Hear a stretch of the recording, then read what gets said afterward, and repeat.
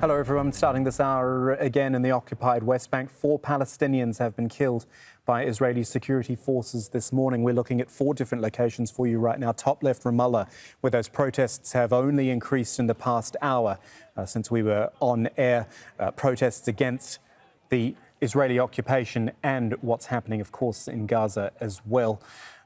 Bottom right for you is Bethlehem, where protests have gathered. Many of people gathering for peaceful protests initially after Friday prayers, but that anger, as we say, only growing over the occupation and the bombardment of Gaza. Bottom left, Sderot, is maybe a sign of what's to come. Remembering Hamas fired 220 rockets towards Israel, and at least 8 people have died there, and the Israeli military looking to counter that by increasing its forces along the border with Gaza.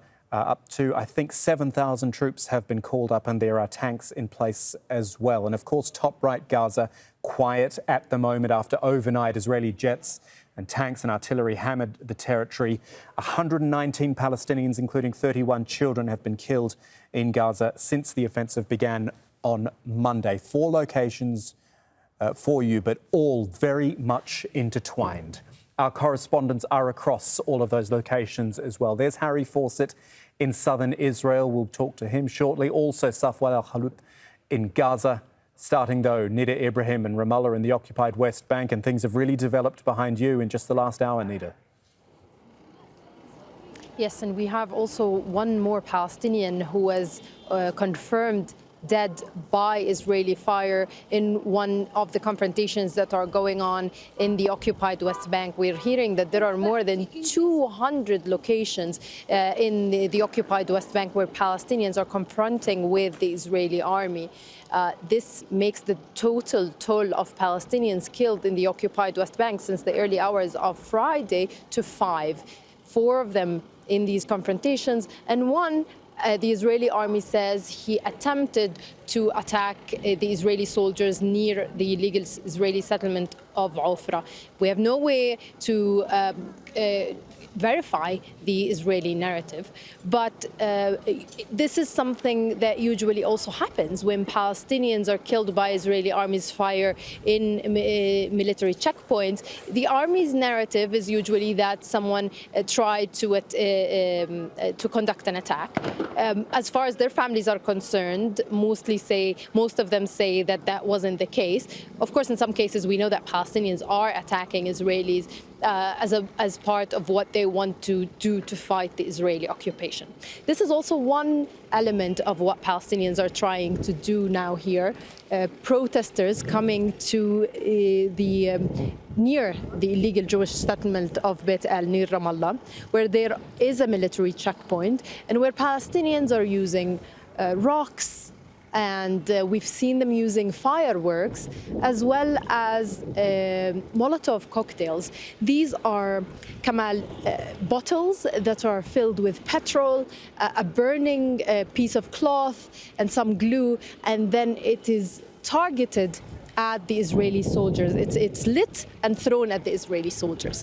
It's important to remember that the ability of rocks and these Molotov cocktails, and sometimes Palestinians, like in Bethlehem, use marbles, the ability of those things to inflict danger or put the Israeli soldiers in danger is very minimal.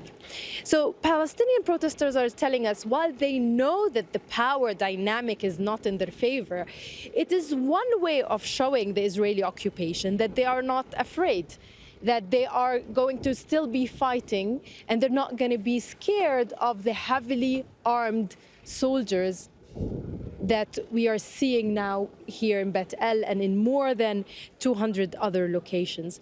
Let's not forget that on Saturday, Palestinians commemorate a Nakba, which is the creation of the State of Israel. And as far as Palestinians are concerned, it reminds them of the forceful displacements of hundreds of thousands of Palestinians to allow for the creation of the State of Israel.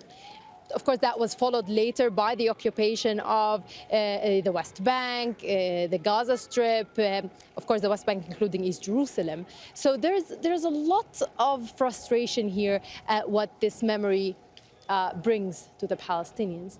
So that's why we're seeing many of them here and in more than 200 other locations in the West Bank. And just out of interest, Nida, when we see the Israeli presence that is there today, the tanks and the troops which are brought in, on a quote-unquote normal day, do you still see them around the place? Again, I'm always trying to give our viewers an idea of what it's like on an everyday basis, even when there's not an acute conflict.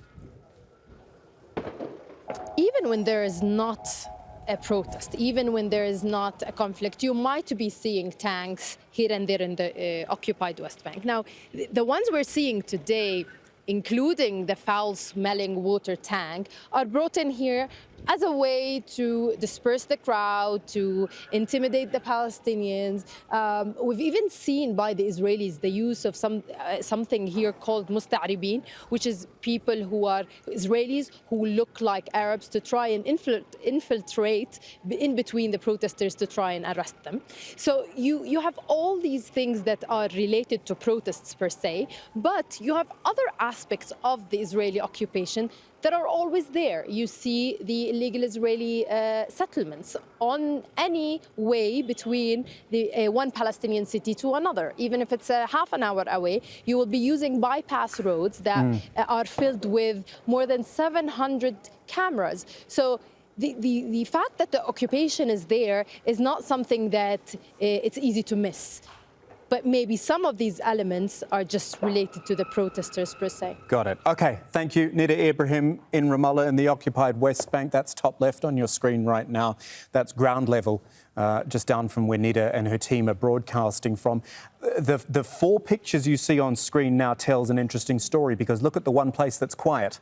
It's top right, Gaza. Now that we would suspect change, as we've seen over the last few days when airstrikes increase into the evening. But it is everywhere else, Ramallah, Nablus and Bethlehem in the occupied West Bank, where there is the unrest today as people protest what has been going on in Gaza. But as we keep making the point again, they are overall protesting the idea of being under occupation for decades. Right, moving to our next correspondent, it's Harry Fawcett. He's in southern Israel. The one picture we didn't have on that screen there, Harry, of course, is where you are, the build-up of Israeli military around the border. Does that, I mean, it suggests something is happening? Yes, well, I think it's, to some extent, it shows really what has already happened. Let me just tell you, even more recently what has just happened. There's been another big volley of rocket fire coming out from Gaza, some of it to our east, some of it to the west of us, to the east of us as well. And the indications from the alerts that flash up on our phones are that it was the city of Ashkelon. We heard some interceptions quite close to us. Also the city of Beersheba, a long way from Gaza to the east, and in the area around the Gaza envelope as well. So another round of rocket fire coming out from Gaza. In terms of the massed weaponry you see behind me here, this was very much in play on the previous night and through the night in what was the biggest bombardment of the entire military escalation so far from the Israeli side, attacking the north of the Gaza Strip. We saw scenes of hundreds of residents, Palestinians streaming south through the streets of Gaza as that attack took place. Civilians killed in that as well. One mother and 3 children were killed in that attack. But there is reporting also coming out from the Israeli media as to exactly what the story of that may well have been from the Israeli military perspective. They talked about the potential of a ground invasion earlier in the day. They tweeted out, the Israeli military, that they were attacking from the ground and the air in Gaza, which led to reports of a potential invasion. There is reporting that that was part of a plan to try to drive Hamas and Islamic Jihad and other fighters into a tunnel network and cause some of them to come out and try to attack any incoming ground invasion before a very major strike. 450 missiles from 160 aircraft, 150 separate targets in that very concentrated area in northwestern Gaza. So that is the reporting coming out of the Israeli media. We're not hearing anything officially from Hamas about that yet. There was a major response after that, about 3 a.m., 220 rockets fired at Ashkelon. But that is the latest. That far from a sense of an imminent ground invasion happening right now, that this might be the remnants of what was a preordained plan overnight. OK, wait and see at the border then. It's Harry Fawcett in southern Israel. Thank you. Into Gaza we go. Safwat Al-Khahlut is there for us. And can you expand on any of that, Safwat? I'm reading here as well, the Qassam Brigade's talking about new rockets being launched. Yeah, let's start with the new and the freshest Israeli airstrike. A few minutes ago, the Israeli fighting jets, they hit one of the local banks near Al-Shifa hospital. This is the third bank that the Israeli air forces have been attacking, or the Israeli army have been attacking, claiming that these are part of Hamas financial infrastructure. Minutes before the Israeli airstrike, the military wing of Hamas, well known as Al-Qassam Brigades, they fired a new barrage of rockets towards Ashkelon and Ashdod as well.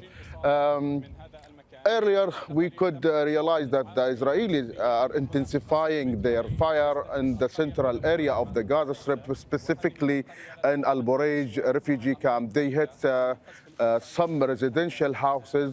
They said that they belong to fighting commanders, belong to the military wing of Hamas, but and some of the residential houses who are next and attached to this house have been also destroyed, and there is some civilians who have been killed in these attacks in the central area of Gaza. The Minister of Health says that the number of the people killed in the latest round of escalation is 122, including 31 children and 20 women.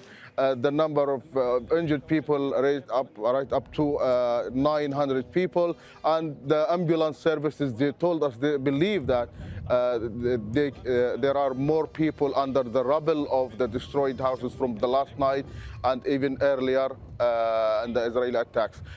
Hundreds of people also from last night until now are still moving from their homes across the borderline towards the United Nations schools, taking from these schools as shelters. We spoke to UNRWA. They said, yes, people opened the doors and they fled from the bombardments, and they are taking shelters from our schools. UNRWA is still considering the humanitarian aid or what they can do for the people who are taking shelters from their schools. Thank you for those updates. Safwat Al-Khahlut in Gaza.